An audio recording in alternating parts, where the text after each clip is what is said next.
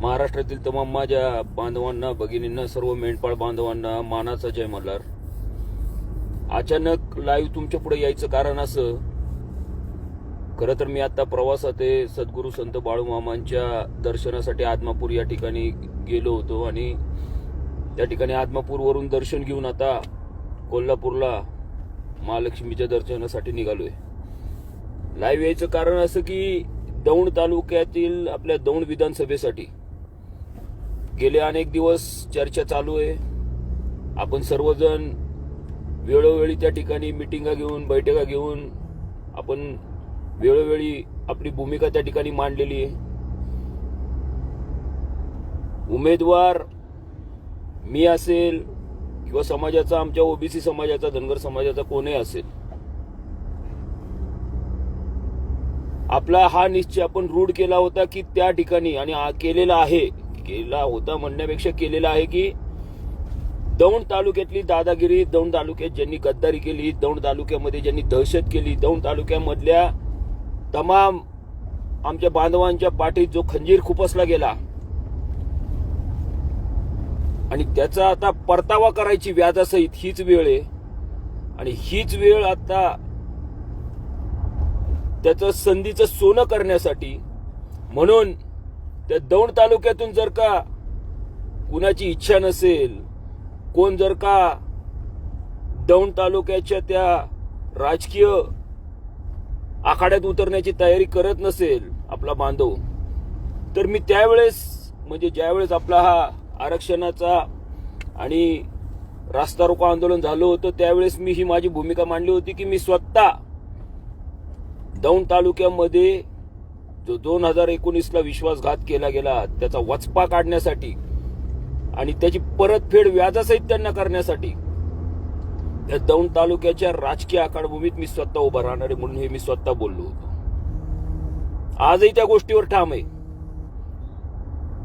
ज्या महादेव जानकर साहेबांच्या राष्ट्रीय समाज पार्टीच्या तिकिटावरती 2014ला महाराष्ट्राच्या विधानसभेत प्रवेश करून नंतर त्या जानकर साहेबांच्या पाठीत खंजीर खुपसून 2019ला कमळाचं पुन्हा एबी फॉर्म जोडून कशा प्रकारे विश्वासघात केला हे उघड्या डोळ्यांनी संबंध महाराष्ट्रातील धनगर बांधवांनी, सर्व महादेव जानकर साहेबांच्या समर्थकांनी पाहिलेले आहे.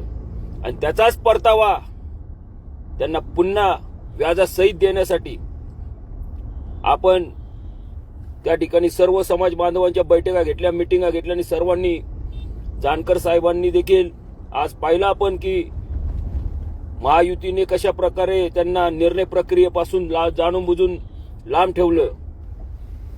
जागा वाटपाच्या बैठकीत देखील त्यांना डावललं गेलं आणि त्यासाठी जानकर साहेबांनी हा निर्णय केला की महाराष्ट्रातील 288 जागा मी लढवणार. आणि 288 जागा लढवत असताना त्याची सुरुवात दौंड तालुक्यातील उद्याच्या होणाऱ्या मेळाव्यातून जानकर साहेब करणार आहेत. निर्णय काय होईल, जानकर साहेब काय करतील, कुणाला उमेदवारी देतील, कुणाला उमेदवार नाही देणार, किंवा अजून त्यांच्या मनात काय निर्णय असेल किंवा काय त्यांचं अजून त्यांना वेगळं काय त्याच्या बाबतीत विचार करण्याचं, त्यासाठी त्यांना वेळ लागत असेल तो त्यांचा प्रश्न आहे. परंतु काही सोशल मीडियावरती काही गोष्टी येत आहेत की वेगवेगळ्या, काही कुणाच्या जानकर साहेबांच्या बाबतीमध्ये किंवा दौंड तालुक्यातील दौंड विधानसभेच्या बाबतीमध्ये वेगवेगळ्या गोष्टी खूप ऐकायला मिळतात. मी मगापासून, काल दुपारपासून संध्याकाळ बघतोय मी, वेगवेगळे मतं मांडतायत. महायुतीसोबत जातील, काय करतील, काय करतील, ह्या सगळ्या जरतरच्या गोष्टी आहेत. कुणी अशा गोष्टींवर विश्वास ठेवू नका.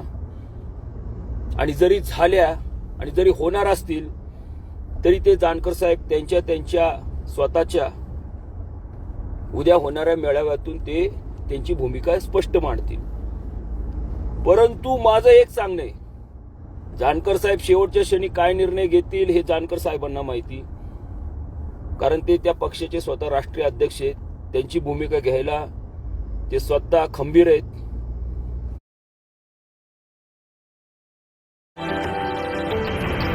With this collective experience of the visuals and sound,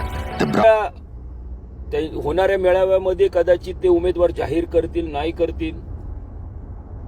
बऱ्याच जणांनी सांगितलं की जानकर साहेबांकडून मला सांगितलं की तुम्ही उमेदवारी मागा, त्या ठिकाणी इच्छुक उमेदवारीमध्ये मी अर्ज जानकर साहेबांच्या राष्ट्रीय समाज पार्टीतूनच निवडणूक लढवायची या हिशोबाने मी देखील इच्छुक उमेदवारीमध्ये अर्ज दिलेला आहे.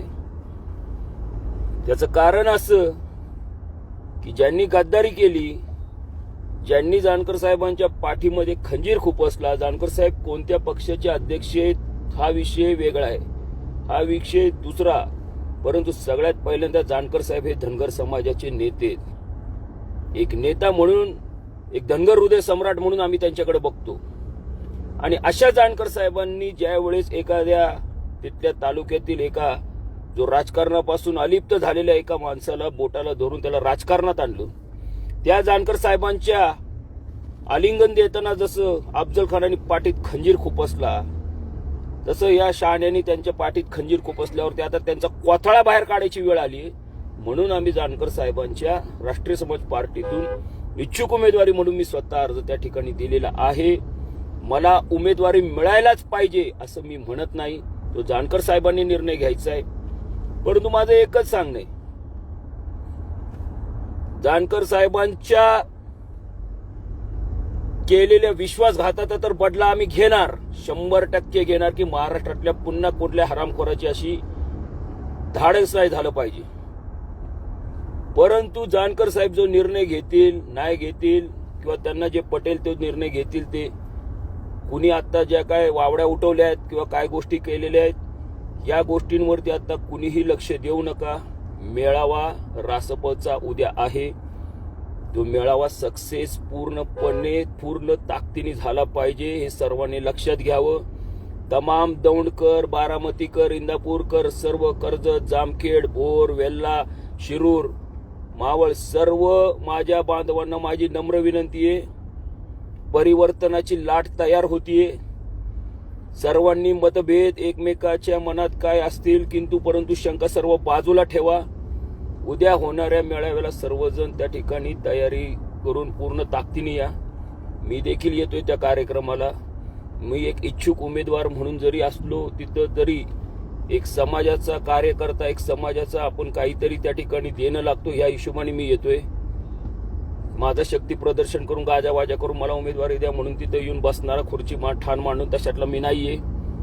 परंतु माझं एकच सांगणे, जानकर साहेब तुम्ही काय निर्णय घेताल दौंड तालुका, कदाचित महायुतीसोबत तुम्ही जाताल नाही जाताल हे तुम्हाला माहिती, परंतु आज मी सर्वांच्या साक्षीने हे सांगतो, सद्गुरू संत बाळूमामांच्या चरणी आताच नतमस्तक होऊन आलोय.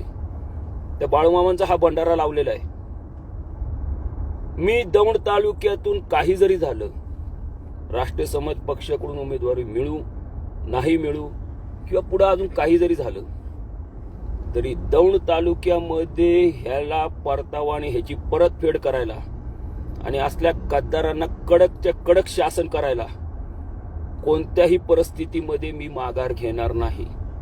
मग ते काही होऊ, कारण मला जेवढे जानकर साहेब प्रिय आहेत तेवढाच माझा समाज दौंड तालुक्यातील सर्व मला प्रिय आहे आणि त्यांचा विश्वासघात मी कदापि होऊ देणार नाही.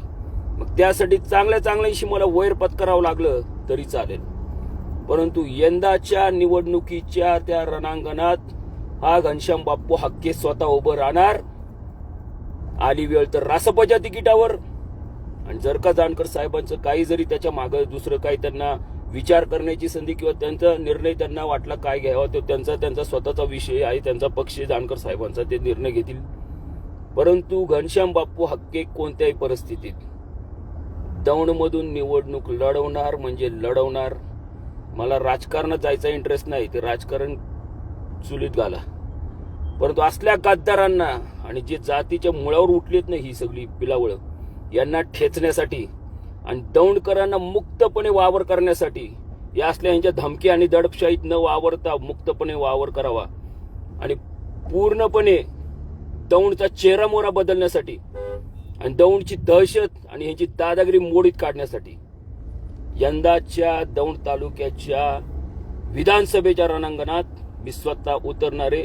एवढंच आज तुम्हाला सर्वांना सांगायचं होतं. कुणीही कसल्याही पद्धतीच्या खोट्या काही बातम्या पसरवू नका, कसलेही खोटे सोशल मीडियावरती कसलेही आपल्या स्वतःच्या कमेंट्स टाकू नका. काही उगाच काही चालले. अजूनपर्यंत दौंड तालुक्याच्या दौंड विधानसभेबाबतीत उमेदवार जाहीर झालेला नाही. महायुती सोबत जाणार आहेत, अमुक जाणार आहेत, हे होणार आहे, हे पण देखील अजून काही जाहीर झालेलं नाहीये. काही नाही टाकले की उद्या लगेच उमेदवारी जाहीर करणार, असं देखील काही माझ्या तर ऐकण्यात आलेलं नाहीये. त्यामुळे चुकीचे काही टाकू नका. आणि काही जरी झालं, किती जरी पाणी उलटा पालत झाली, तरी हा घनश्याम बाप्पू हक्के त्या सर्व गोष्टींना खंबीर आहे. त्यामुळे तुम्ही काळजी करू नका. असं लेचा पिचवून डगमग होऊन माघार घेणाऱ्यातला मी नाहीये. त्यामुळे सर्वांना एकच सांगणे, फक्त तुम्ही जागरूक राहा. जानकर साहेबांनी आले की त्यांचं नुसतं स्वागत करून किंवा घनश्याम बाप्पू आला की म्हणजे ते स्वागत करून जमणार नाही. तुम्हाला तुमचा खरा त्या दिवशी निर्णय घ्यायचा आहे.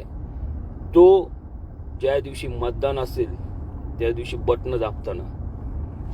गद्दारी केलेल्यांनी, फसवणूक केलेल्यांनी, अन्याय केलेल्यांनी आणि वर्षानुवर्ष आपल्या पिढ्यानपिढ्या ज्या हरामखोरांनी बर्बाद केल्या, पुन्हा त्यांचे झेंडे फिरवायचे का आता नव्याने आता येणाऱ्या पिढीला आपल्याला न्याय मिळवून द्यायचा आहे, याचा विचार फक्त आता तुम्ही करायचा आहे. एवढंच